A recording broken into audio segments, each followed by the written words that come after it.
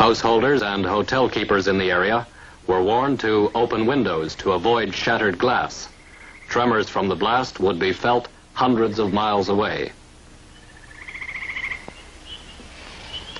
As the 0 hour approached, everyone waited. Work stopped in factories and boatyards as thousands of Colombians watched and listened for the explosion that would mean an end to the menace of Seymour Narrows.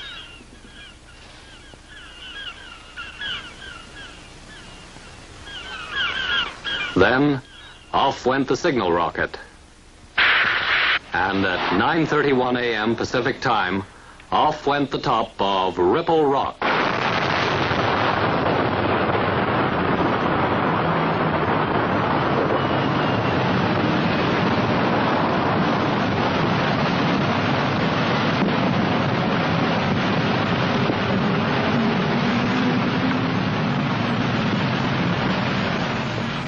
The blast was a complete success, lowering the top of Ripple Rock to nearly 50 feet below the surface at low tide.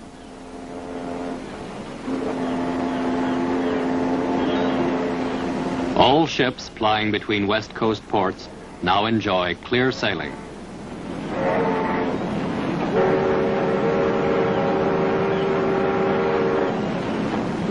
Ripple Rock, the navigator's nightmare, is gone forever.